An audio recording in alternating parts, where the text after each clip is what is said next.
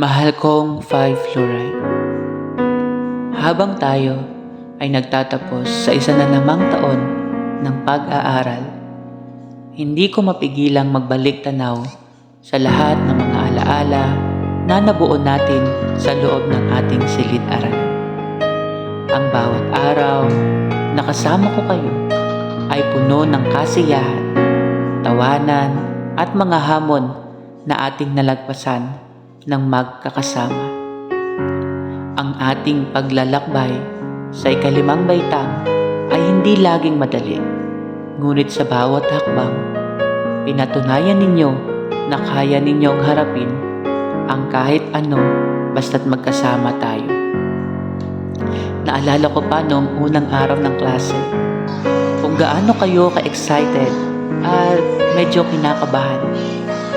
Ngunit sa paglipas ng panahon, nakita ko kung paano kayo lumago. Hindi lamang sa inyong kaalaman, kundi pati na rin sa inyong mga puso. Ang inyong mga ngiti, mga kwento, at mga tanong ay naging inspirasyon ko araw-araw. Isa sa mga hindi ko malilimutang sandali ay ang ating mga proyekto at mga aktibidad na sabay-sabay nating ginagawa. Mula sa mga simpleng gawain hanggang sa mga mas malalaking proyekto. Bawat isa sa inyo ay nagpakita ng dedikasyon at sipag. Hindi ko rin makakalimutan ang pagkapanalo ninyo sa sabayang pagbigkas. Nakita ko ang saya sa inyong mga labi at mga mata nang marinig ninyo ang ating section ay ang nanalo sa sabayang pagbigkas. Alam kong hindi naging madali iyon para sa inyo. Dahil alam ko na kayo ay nawalan ng pag-asa, nalungkot, umiyak, kinakabahan, at higit sa lahat nagkasakit dahil sa sobrang pagod sa pagsasanay. Pero lahat ng iyon ay kinaya ninyo. Dahil lagi nyo nga sa akin sinasabi, Sir Dos, mananalo ulit tayo sa sabayang pagbigkas at ilalagay natin ang trophy sa taas kasama ng trophy ng pagkapanalo ng bata mo last year.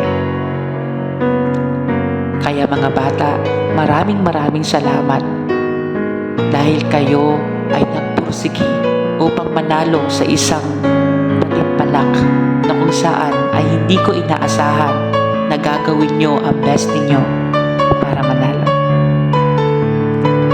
Yung mga banding natin, di ba? Naaalala nyo yung mga biruan sa loob ng klase, during break time, tayo ay nagbibiruan tungkol sa mga crush ninyo sa loob ng paaralan at crush ninyo sa labas ng paaralan.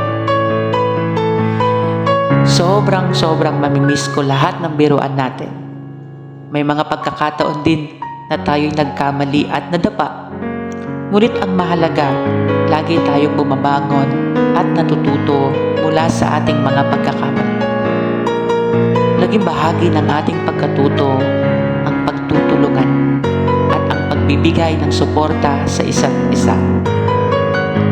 Kayo ay nagpakita ng tibay ng loob at katatagan na tunay kong hinahangaan. Ngayon, habang tayo'y nagbabalik tanaw, punong-puno ang aking puso ng pagmamahal at pasasalamat. Pasasalamat dahil binigyan ninyo ako ng pagkakataon maging bahagi ng inyong paglalakbay. Pasasalamat sa inyong mga magulang na walang sawang sumuporta sa inyo. At higit sa lahat, pasasalamat sa inyo, mga mahal kong mag-aaral ng 5 fluoride dahil binigyan ninyo ako ng kahulugan bilang isang guro. Habang kayo ay nag-aantabay sa susunod na kabanata ng inyong buhay, nais kong dalhin ninyo ang lahat ng mga natutunan natin, hindi lamang sa mga aklat, kundi pati na rin sa ating mga karanasan. Huwag kayong matakot mangarap ng mataas at lagi ninyong tandaan na kaya ninyong abutin ang mga ito. Diba sabi niyo sa akin, gusto niyo maging doktor, pulis, guro, engineer, architecture, artista. Lahat ng iyon, alam ko sa sarili ko na matutupad ninyo. Kaya lagi ko kayong pinagdadasal na sana makapagtapos kayo ng pag-aaral. Dahil ang pag-aaral na iyan ay tutulong sa inyo upang maiahon kayo sa kahirapan or maidala kayo sa mga pangarap na gusto ninyo.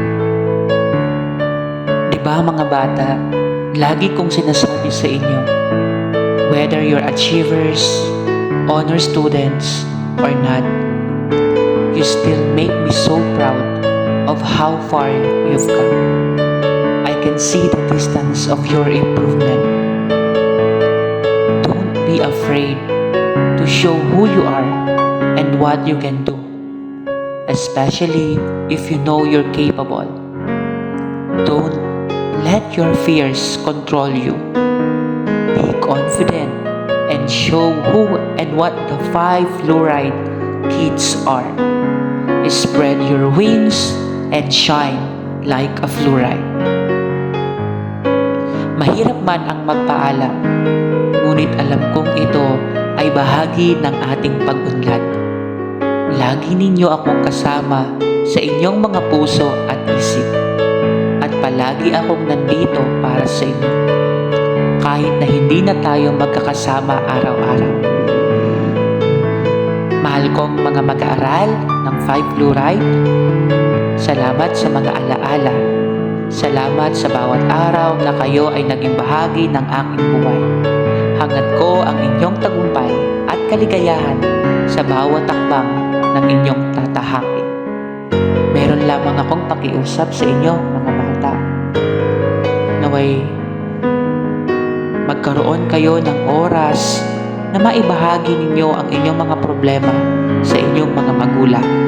Dahil naaalala ko nung nagkaroon tayo ng isang aktibidad sa ESP na kung saan buong tapang na ibinahagi ninyo sa harapan ng ating silid-aralan ang inyong mga problema.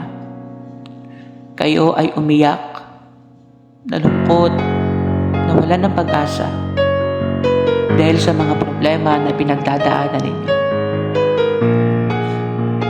Mga yakap na hindi ko makakalimutan habang ibinabahagi ninyo ang inyong mga karanasan, ang inyong mga problema sa akin at sa inyong mga kamag-aral.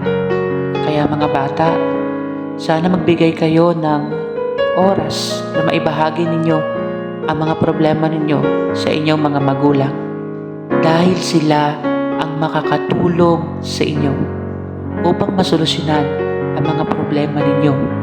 Dahil karamihan sa inyo ay ang problema tungkol sa pamilya. Pakatatag kayo mga bata, at lagi niyong tandaan na huwag kayong susuko dahil lang sa problema.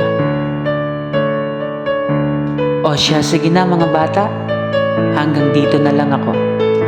This is Sir Dos, your class advisor in 2023 to 2024, is now officially signing off. Paalam at hanggang sa muli, mahal na mahal ko kayo. Ang inyong guro, Sir Dos.